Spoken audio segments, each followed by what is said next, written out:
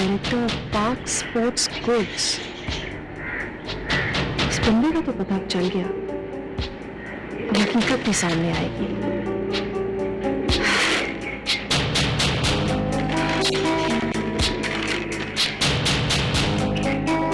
बाजी, स्पोर्ट्स की दुनिया का ये सबसे बड़ा अवार्ड है जो मुझे मिला है और इस वक्त आपके हाथ में है। कितना नाम हुआ है दुनिया भर में मेरे भाई का। मुल्की अखबारात ने भी तुम्हारे इस अवार्ड की तकरीब को बड़ा हाईलाइट किया है। आज हमारे वालिदैन जिंदा होते तो कितना खुश होते, कितना प्राउड फील करते। हाँ बाजी, मगर कुदरत के अपने फैसले हैं, मैं और आप तो बेबस हैं, इसमें कुछ नहीं कर सकते। इन फैसलों को तस्लीम करने के सिवा कोई चारा नहीं है।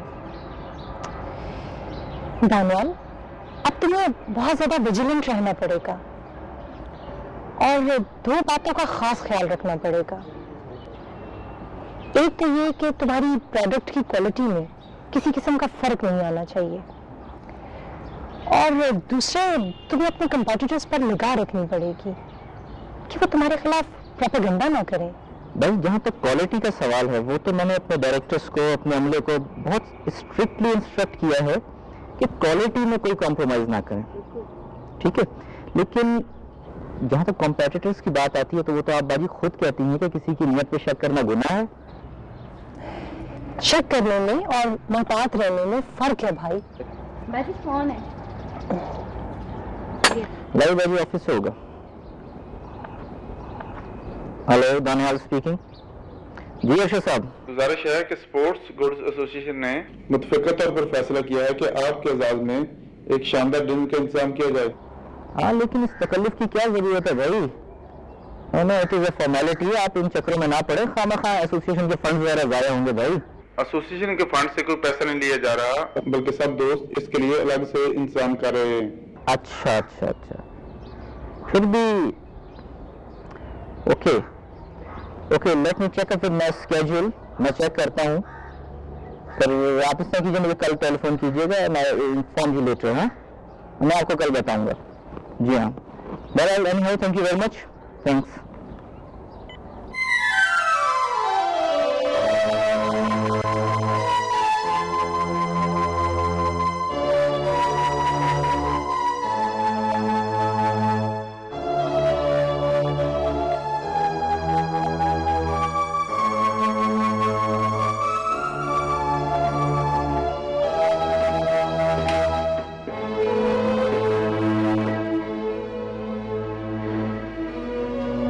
वापस आ गई वहां कुछ देर और रहिए तो मैं अपने घर वापस आई। मेरा जल्दी आना आपको अच्छा नहीं लगा?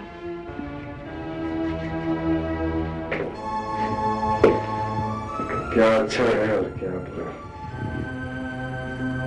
इस चीज का तो एहसास भी मेरे अंदर से खत्म हो चुका है।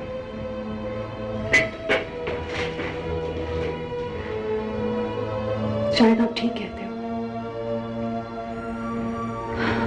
लोग तो कहते हैं कि इंसान के चेहरे पे अच्छाई और बुराई सब नजर आ जाता है, लेकिन आपके चेहरे पे कुछ नहीं नजर आ रहा। आपने तो एक नक्श का एतबार कर लिया। चेहरे पे चेहरे लगाकर लोग मोमा बन जाते हैं, और नक्श तो बहुत ऊंची आवाज में सच बोलते हैं, बिल्कुल सच। लेकिन चेहरा कुदरत बनाती है, नक्श इंसान उतारता है, लेकिन आपको कुदरत की तहरीर पे कोई एतबार ही नहीं।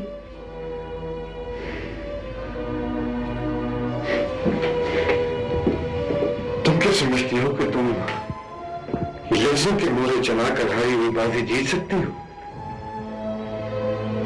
मेरा हौसला देखो कि मैं तुम्हारे वजूद को भी और इन लफ्जों को भी बर्दाश्त करता आ रहा हूं। मैं अगर चाहूं तो एक ही लफ्ज को 3 मरतबा दोहराकर अपने ज़हन पर से ये सारा बोझ उतार सकता हूं, लेकिन मैं ऐसा हरगिज नहीं करूंगा, क्योंकि ये ना करना मेरी मजबूरी है।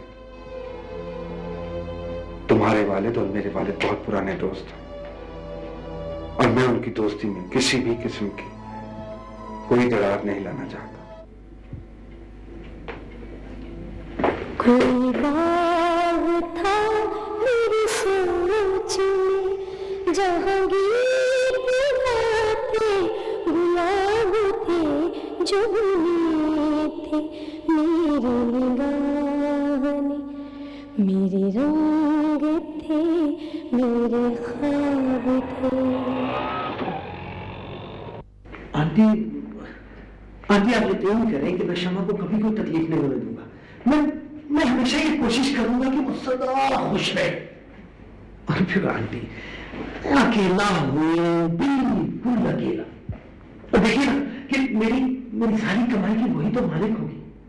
आंटी आंटी प्लीज आप उसे समझाएं कि अब मुझे किसके लिए हुआ है। मैं तो खुद बहुत परेशान हूँ। मैं तो चाहती हूँ कि उसकी जल्द से जल्द शादी हो जाए ताकि ये बोझ भी मेरे कंधों से खत्म हो जाए। लेकिन मुझे नहीं समझ आती कि वो क्या सोच रही है। आंटी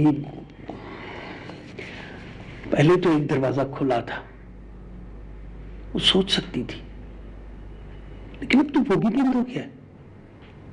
आप जानती हैं आंटी कि जब तक जवाद ने शादी नहीं की थी मैंने आपको और शमा को डिस्टर्ब नहीं किया था।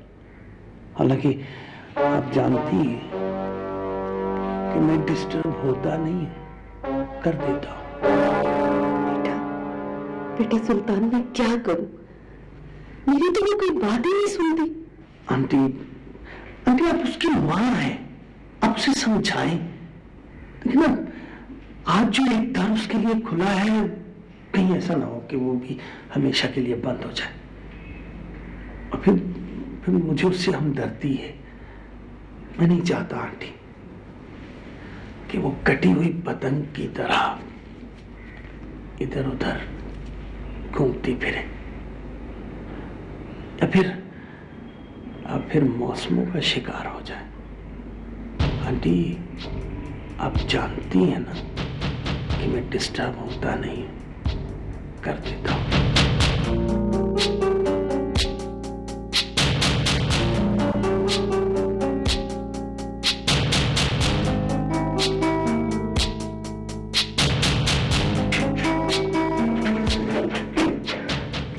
हेलो जवाद। हेलो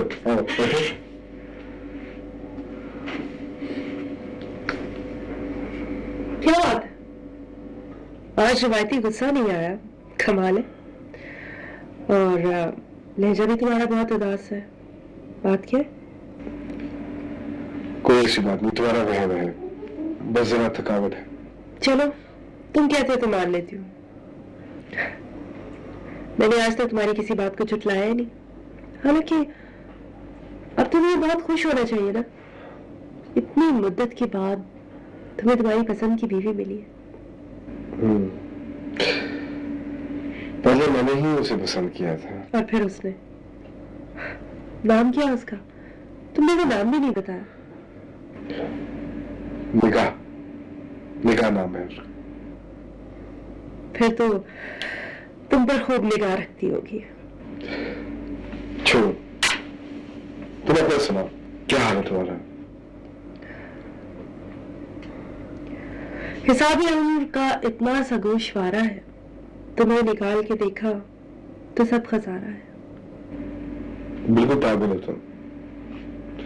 शेरा, जो चीज इंसान के मुकद्दर में नहीं ना होती उसके पीछे इंसान को नहीं दौड़ना चाहिए।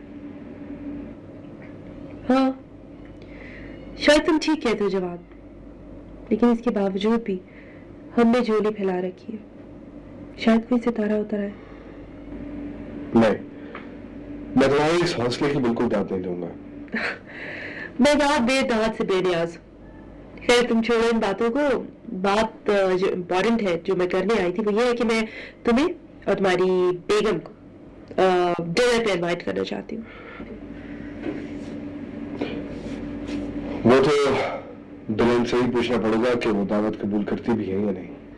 ओफो, इस बात को तुम छोड़ दो, मैं खुद जाके उन्हें इनवाइट कर लूंगी। ओके, अब तुम अपने घर पे आने से तो मुझे रोकने से रहे। वहां जाकर भी कोई शरारत करोगी तुम, क्योंकि एक शरारत तुम कर चुकी हो, खौफनाक शरारत। मजाक कर रहे हो? मैंने कौन सी शरारत की है? फिलहाल मजाक ही समझ लो, खतरनाक मजाक ना करना प्लीज। कितना जालिमाना मजाक किया तुमने मुझसे, और शक्ल से तो तुम इतने अच्छे इंसान लगते हो, लेकिन अब भी हो सकता है कि मेरी तरह ये शख्स इस तस्वीर से बेखबर हो।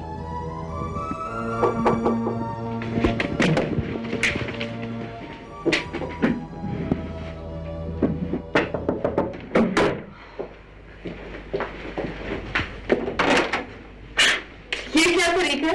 तुम दस्तक दिए बगैर कमरे के अंदर नहीं आ सकते? बिल्कुल आ सकती हूँ, बट माय डियर भाभी, आप ये जानती हो कि मैं फौजी की बेटी हूँ और हर तरह की डिसिप्लिन का ख्याल रखना मेरी तरबियत में शामिल है। और अगर जरा सा भी निहराफ हो जाए ना तो डैडी कोर्ट मार्शल कर देते हैं। हाँ, ये भी है, डैडी बड़े कमाल के आदमी है। डैडी सिर्फ डैडी ही नहीं, हमारे बहुत अच्छे दोस्त भी हैं भाभी, वरना इतने बड़े घर में मेरे लिए वक्त गुजारना बहुत मुश्किल था, क्योंकि जवाद भाई भी सुबह के निकले रात को वापस आते थे। और ये डैडी की ही जिंदा दिली है, जिसकी वजह से कभी तन्हाई का एहसास नहीं हुआ। हाँ, कभी कभी मैं भी सोचती हूँ कि पापा और डैडी ने हमारे लिए कितनी बड़ी कुर्बानी दी, खुद तन्हाई के मौसम गुजार दिए, लेकिन कभी हमें उसका एहसास नहीं होने दिया।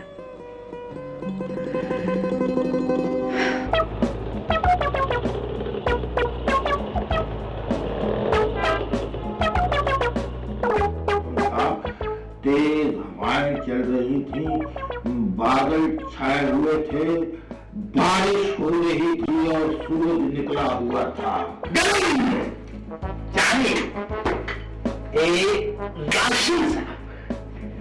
ये कितने मरतबा कहा है सुल्तान, रोशन कहा कर। जी मैं वही तो कह रहा। वैसे तुम बड़े मौके पे लेकर आए जाए, इतनी तलब हो रही थी कि बयान से बाहर जाओ। ये सर खुला ही खाए, मेरा मतलब बंद खाए। तुझे तो पता है कि बंद मैं बिल्कुल पसंद ही नहीं करता। अच्छा, तो आपकी मर्जी है। वैसे इसमें मक्खन लगा हुआ था। मक्खन दिखाना था, दिखा दे, ठीक हो गया, जो भी आ गया। वाह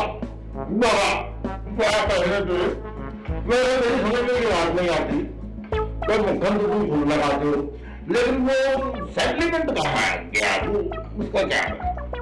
ओ फुटबॉल का बिल वाला? हाँ सर, आप भी कमाल कर रहे। जा रहा हूँ ना, कल ही जा रहा हूँ बल्कि मैं वो दानियाल से मिलने के लिए। सर आपको तो पता है कि मैं डिस्टर्ब होता नहीं, डिस्टर्ब कर देता हूं राशन साहब।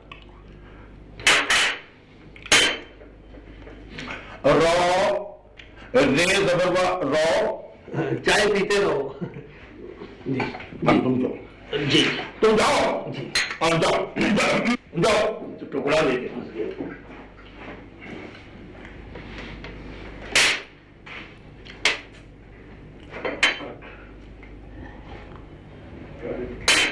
ना, मतलूब को निकालना मसले का हल नहीं है, बल्कि ये तो एक किस्म की इंतकामी कार्रवाई लगेगी। और मैं नहीं चाहता कि हमारे फैक्ट्री के बारे में कोई ऐसी खबर लगे कि जिससे ये तासुर फैले कि हमारे वर्करों में कोई बेचैनी या कोई टेंशन पाई जाती है। आपसे मैंने जुगनू का कहा था, बुलवाया आपने? वो सर मैंने उसको बुलवाया है, वो आता ही होगा, लेकिन मेरा ख्याल है कि जुगनू सर सब कुछ संभाल ले।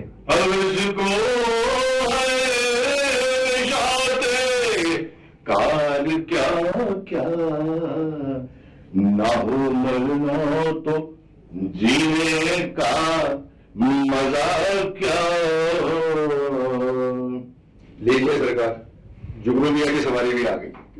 आइए आइए बैठिए, तशरीफ रखिए।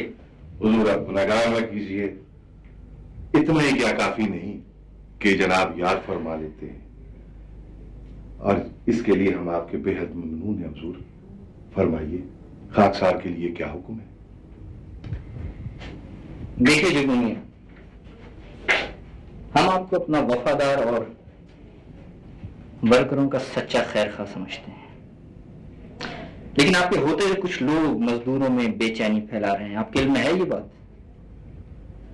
हुजूर, इस खाकसार को तमाम सूरत हाल का इल्म है,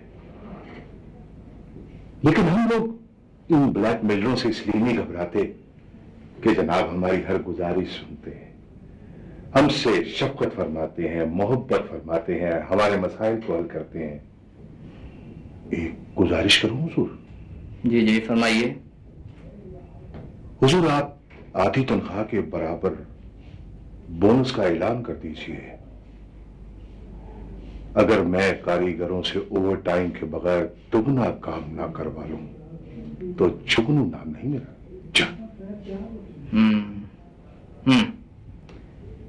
क्या राय है आप लोगों की, क्या कहते हैं आप लोग? लेकिन सर, हम तमाम वर्कर्स को एक माह की तनख्वाह के बराबर बोनस तो पिछले महीने दे चुके हैं। लेकिन सर, जुगनू की बात मान लेने से एक बात जरूर होगी कि कम से कम ब्लैक मेलरों को, वर्करों को भड़काने का मौका नहीं मिल सकेगा और उनके अजाइम को धचका लगेगा, और इससे वर्करों में जज्बे और मेहनत से काम करने का जज्बा पैदा होगा। मेरा भी यही ख्याल है। तो हुजूर, खाकसार की एक गुजारिश है कि आप एक ऑफिस ऑर्डर करवा दीजिए आधी तनख्वाह के बराबर बोनस का, और फिर देखिए कि ब्लैक मेलरों की 2-4 लाख की आस कैसे टूट जाती है। अख्तर साहब, आप प्लीज प्रोसीड। ठीक है सर, मुझे तो कोई इतराज नहीं। जुगनू मियां, आप चिट्ठी बनवाकर उसको इशू करवा दें। राइट? जी सर, इजाजत है हुजूर? जा सकते हैं। बेहतर है। और पानी फेंक, कंजूसी ना कर। सफाई कर जरा दिल से। सफाई कर रही हूँ और क्या मैं पढ़ाई कर रही हूँ? जब मुझे यकीन होगा ना कि तू अच्छी सफाई कर लेती है, हाँ, फिर शादी करूंगा तुमसे। मैं करूँ तुमसे शादी? क्यों? मैं नहीं कर सकती। तुम दोनों क्या कर रहे हो भाई? जी वो कभी कुछ कर दे, कभी कुछ कर दे, वैसे इस टाइम सफाई कर रहे हैं। ये कितनी देर लगेगी सफाई में? होगी जी, सफाई तो होगी। हाँ जी हो गई। तो फिर जाओ। चाहे जी? क्यों, तुम्हारा जाने को दिल नहीं चाह रहा? नहीं जी, चले ही जाना है, दुनिया में वैसे कुछ काम है। वो मैं आपसे एक बात पूछना चाहती हूँ। आप ना ना ना नाराज तो नहीं होंगी? पागल है जी, पागल है। हाँ जी, मैं 1 साल पागल हो गई हूँ, फिर ठीक हो गई थी। नहीं, बताओ क्या बात पूछनी थी? वो जी, मैं जब भी आपके कमरे में जाती हूँ मुझे आपका कमरा उदास लगता है। किस तरह की उदासी? मुझे तो नहीं उदास लगता। आपको नहीं लगती उदासी? फिर नहीं लगती, अभी मेरे दिमाग चकरा गया जी। चलो भी, खाना तैयार करना है, जाके चलो। हाँ जी, खाना तैयार करना है। उठा पार्टी, चल आगे लग।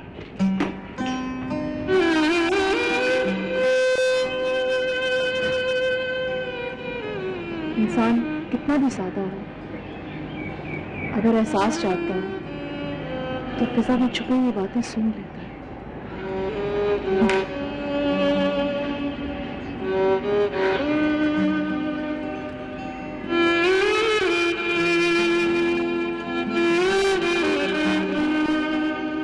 हामिद साहब, सारा काम ही चौपट हो गया।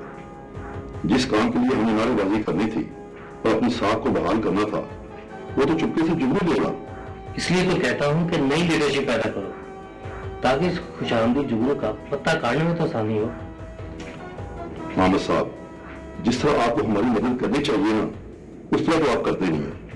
आपको इस बात का अंदाजा नहीं है कि हमें फैक्ट्री के मामला से बिल्कुल अलग थलग रखा जा रहा है, और वो जुगनू वो हर जगह हर वक्त टिल्टिंग करता फिरता है। मतलब इस तरह मेरे काम में सरगोशियां मत करो, हम का मुझे मशहूर बना दोगे। अब वो तो तुम्हें मेरे ऑफिस आना ही नहीं चाहिए, अपने किसी खास करिंदे के जरिए टाइम लेकर घर में लिया करो। अब तुम जाओ, मैंने दानियाल साहब के पास जाना है। आप जरूर जाएं, मुझे मेरी बात को समझने की। अक्ल नाम की चीज तुम्हारे दिमाग में बिल्कुल नहीं है, इसलिए तुम लोग अभी तक नाकाम हो। मैं तुम्हें जाने के लिए कह रहा हूँ और तुम बात आगे बढ़ा रहे हो। अब तुम जाओ। ठीक है सर, आप माइंड ना कीजिए, मैं चलता हूँ। खुदा हाफिज। खुदा हाफिज।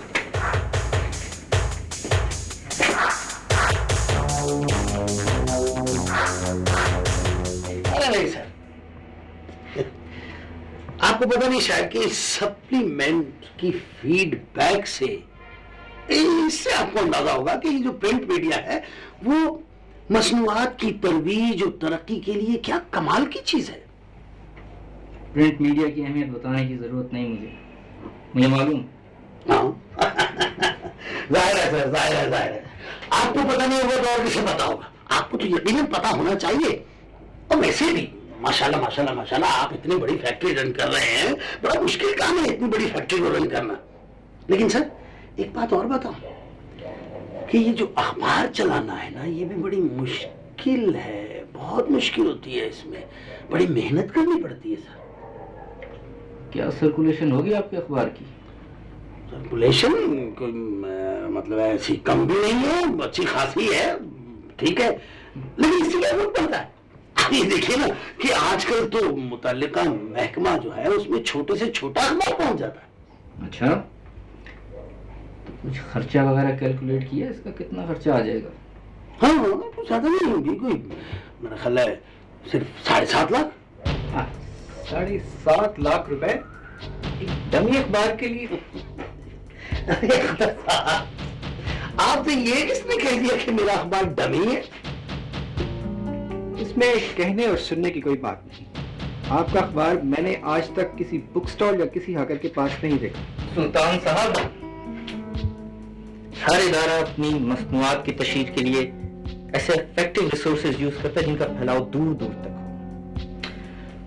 हो, और आपका अखबार चूंकि इस मयार का नहीं है, लिहाजा हमने फैसला किया है कि हम अपना सप्लीमेंट किसी मारूफ और इंटरनेशनल स्टैंडर्ड्स के न्यूज़पेपर को देंगे।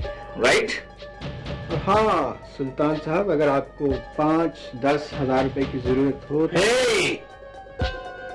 सुनिए मिस्टर दानियाल साहब, मैं कोई भिखारी नहीं हूं, और मैं ये जानता हूं मैं कि आप मेरे साथ मजाक कर रहे हैं, वो भी घिनौना मजाक। और शायद आप ये नहीं जानते कि एक सहाफी के साथ मजाक आपको कितना महंगा पड़ेगा। हाँ, दानियाल प्लस अख्तर साहब।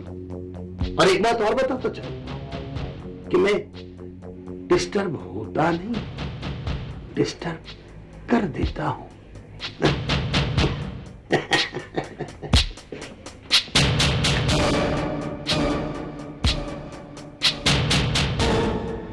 क्या हाल है अख्तर साहब, कुछ ज्यादती नहीं होगी इसके साथ? आई फील सर कोई ज्यादती नहीं हुई, बल्कि हमारे कोल्ड एटीट्यूड की वजह से वो अब यहाँ दोबारा आने की हिम्मत नहीं करेंगे। खैर छोड़ो इस बात को, ये बताओ कि वो जो 4 तारीख को ब्राजीली वफ्द आने वाला था, उसका क्या बंदोबस्त किया? उनकी रहाइश का, उनके खाने पीने का, ये सारे इंतजाम किस तरह से करोगे सेटल? उनकी रिहाइश के लिए 5 स्टार होटल में 3 स्वीट्स बुक करवा दी हैं, और अपने यूसुफ साहब उनको रिसीव करेंगे और उन्हें कोई प्रॉब्लम नहीं होगा। और जहां तक मुज़ाकरात की बात है तो वो कल कॉन्फ्रेंस रूम में होंगे। गुड, लेकिन ये सब आप अपनी निगरानी में करवाइएगा। ओके?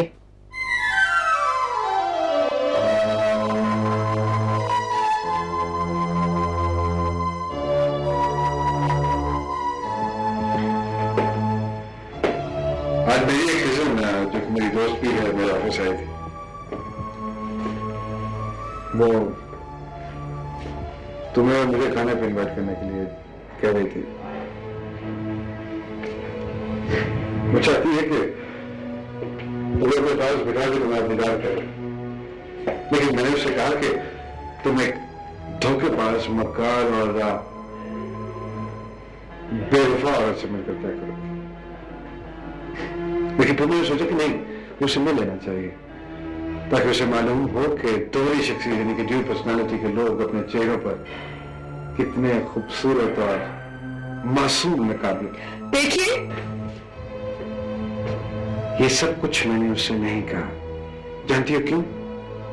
क्योंकि मुझे तुम्हारा पर्दा मंजूर था, लेकिन अगर उसको कहता तो यही सब कुछ कहता। देखिए जवाद, ये जो आप मुझे रोक रोक रोक के जिबा कर रहे हैं, बहुत सालमाना खेल है। अगर आप वसीयत देने पे तुले नहीं है तो ये सुन ले कि मैं जितनी मेरी हिम्मत मुझे बर्दाश्त करने देगी ताकि मैं बर्दाश्त करूंगी। ये वहम है तुम्हारा। मैंने तुम्हें अज़ियत देने की कभी कोई कोशिश नहीं की, बल्कि मैं तो इसके बारे में सोच भी नहीं सकता। डैडी ने कहा था कि तुम अपने डैडी की इकलौती और बहुत लाडली बेटी हो, हसास भी होगी, सो तुम्हारे आपकीनों को ठेस नहीं लगनी चाहिए। यही कहा था ना डैडी ने? हाँ, यही कहा था।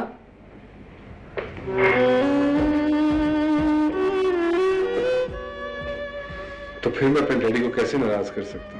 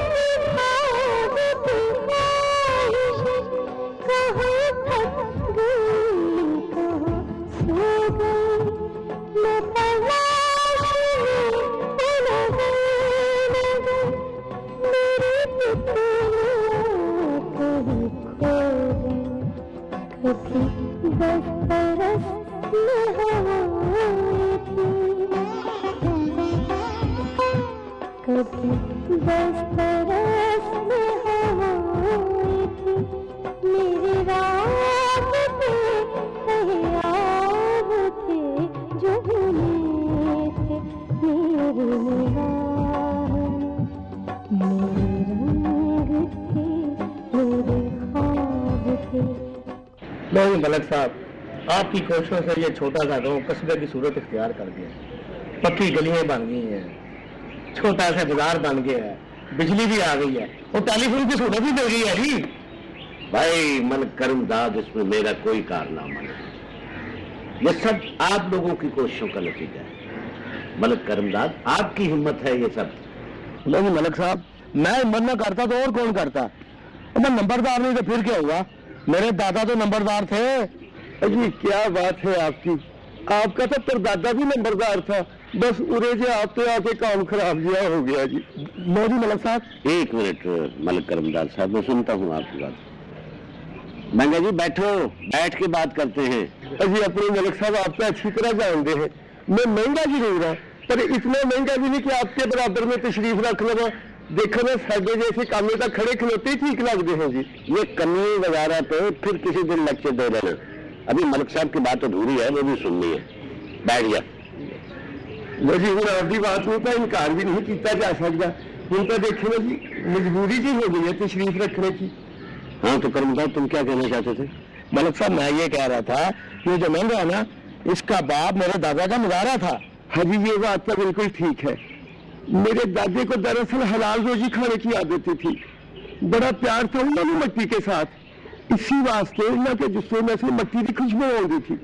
एक अपने ही करमदाद साहब है, ना इन्हों के जुत्ते में से मिट्टी की खुशबू, ना मुड़के की बदबू, बस एक नंबरदारी का भार चक्की फिरते होगी जिसकी पग इन्हों के हिस्से में नहीं आई। वैसे दादा नंबरदार परदादा नंबरदार। देखो जी मलक साहब, ये जो महंगा है ना महंगा, ये मुझे हुज्जतें कर रहा है। इसे ये नहीं पता कि मैं किसी वक्त भी नंबरदार हो सकता हूँ। मेरा मुकदमा अदालत में चल रहा है, अदालत में। ये मुकदमा तो तुम एक न एक दिन जीत ही जाओगे मलक करमदाद। इस वक्त हम गांव की तरक्की की बात कर रहे थे। हाँ जी अपने मलिक साहब, देखे ना सड़क बननी तो बहुत जरूरी है जी। सुनिए मलिक साहब, लोगों ने लोगों दी तो दगड़ियों ने जोकों दी। सड़क इसलिए जरूरी है कि इस गांव की फसलें बआसानी से मंडियों में जा सके, समझे? मलिक साहब आप एक दरखास्त लिख दें और बाकी काम भी कर दें। अब हमें इजाजत है। ठीक है। हाँ, वाह बिस्मिल्लाह जी। मलिक साहब आपकी डाक।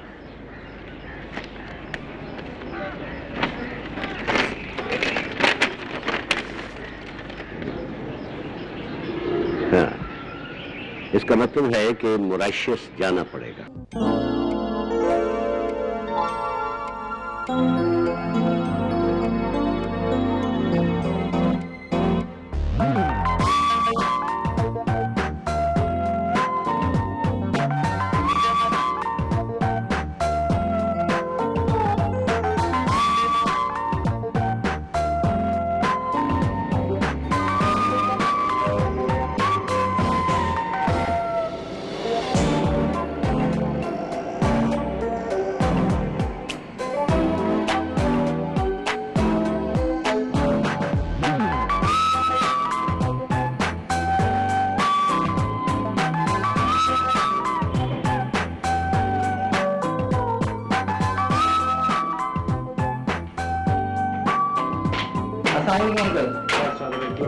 क्या कर रहे हैं? कैसे रहा दिन आपका? बहुत अच्छा, आपने तो कमाल कर दिया। Thank you. आपने वाकई खेलों के सामान की तैयारी में कमाल कर दिया है भाई, और सब लोग दंग रह गए हैं। हाँ दानियल, ये है मेरी बेटी आशी। वालेकुम अस्सलाम। क्या हाल है आपके? मैं बिल्कुल ठीक हूँ। अरे आपको तो देख के बिल्कुल ऐसा नहीं लगता कि आप इतना अच्छे अब्रॉड में हैं। वाकई? हाँ दानियल, मैं 15 साल के बाद पाकिस्तान वापस आया, तो मैं यहाँ देख के काफी हैरान रह गया कि आप लोगों ने इतनी तरक्की कर ली है। हमारे यहाँ मुल्क की वसाइल की कमी के बावजूद भी पाकिस्तान में खेलों के सामान की तैयारी जितनी होती है उसकी डिमांड न सिर्फ पूरी दुनिया में है बल्कि इसकी क्वालिटी और मयार को इंटरनेशनल लेवल पर भी एक्सेप्ट किया गया है। रियली। और यहाँ पर चाइल्ड लेबर का हमने बिल्कुल खात्मा कर दिया गया है। बिल्कुल किसी किस्म का कोई कॉन्सेप्ट नहीं है अब चाइल्ड लेबर का, और बल्कि जो हुनरमंद और कारीगर हैं उन्हीं के आलाते कार को हमने इंटरनेशनल लेवल का बनाया है। अच्छा, इसका सारा क्रेडिट हमारे कारीगरों और मजदूरों को जाता है जिन्होंने दिन रात मेहनत करके हमारे मुल्क का नाम रोशन किया। Really it's fact. और डैडी, खुशी की बात यह है कि इनके कारीगरों में खवातीन भी शामिल हैं। It's very good. Of course, खवातीन की तो बहुत बड़ी कंट्रीब्यूशन है इसमें। लोगों दानियल, मैंने एक दोस्त के पास जाना है, मुझे तकरीबन 1 घंटा लग जाएगा। ठीक है डैडी, आप मुझे वापसी पर दानियाल साहब की ऑफिस से पिक कर लें। Why not, no problem. मुझे एक छोटी सी मीटिंग करना है और अगर हम थोड़ी देर बाद लंच कर लें तो I hope you do not mind. अच्छा दानियल, मैं आपका इंतजार करूंगा। ठीक है? Okay, thank you very much. आइए आप मेरे साथ बैठें।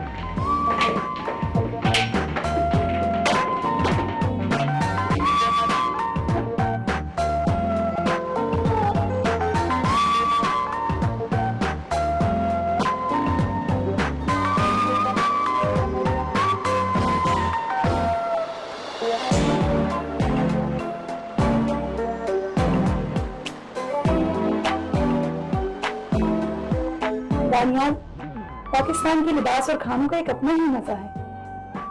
आपको पता है, जब मैं यूरोप में होती थी तो मैं पाकिस्तानी लिबास ही इस्तेमाल करती थी। ये तो है, मेरा मुल्क तो है ही बहुत अजीम, खूबसूरत भी है। बिल्कुल। सर, इनकम टैक्स डिपार्टमेंट से कोई साहब आए हैं, वो आपसे मिलना चाहते हैं। आज लेकिन आप मसरूफियत देख तो रहे हैं। लेकिन सर वो बहुत ही परेशान है और कोई जरूरी बात डिस्कस करना चाहते हैं। अच्छा बैठिए, मैं बुलाता हूँ। बैठिए। Thank you. हेलो सर, वो बाहर कोई साहब आए, उनको भेजिए अंदर जरा। जी।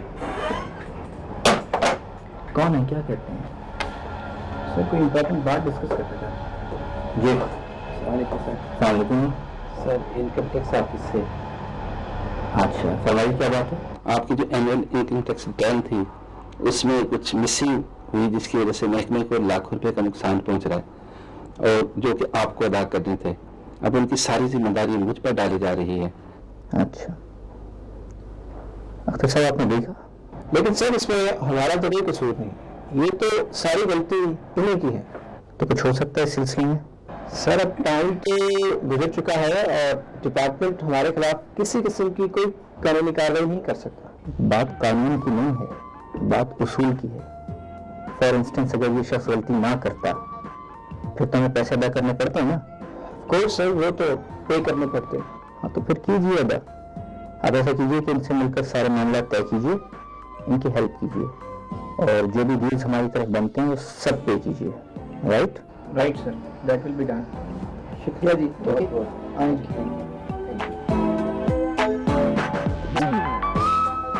दानियाल, मैं तो यहाँ के लोगों का जज्बा दिल वतनी देख के हैरान हो गई हूँ।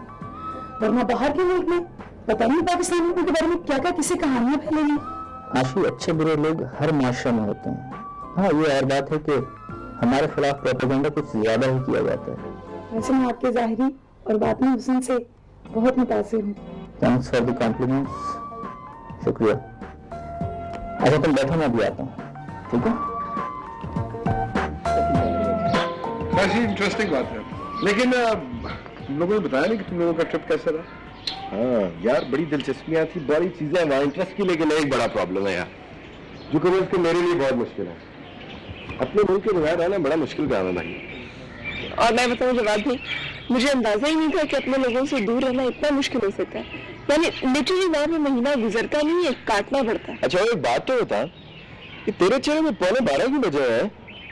भाई नया नया तेरा ब्याह हुआ है, ऐसे मौके पे तो बड़े फूल शुल खिले होते हैं। तू क्या हुआ? मेरे चेहरे पे फूल खिले हुए थे, लेकिन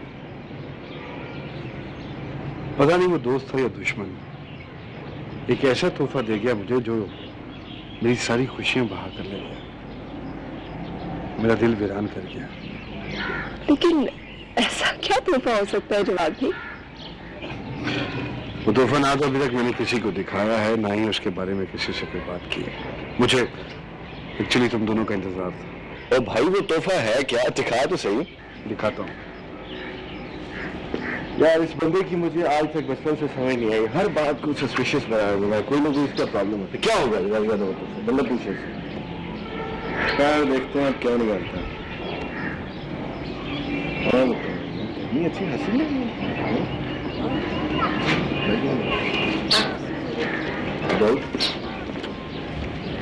ये है वो तोहफा। ये दिखाए? ये हाँ दिखाओ जरा। अरे जवाब भी, ये तोहफा तो हमने दिया था। ये है वो लड़की जिससे मेरी शादी हुई है।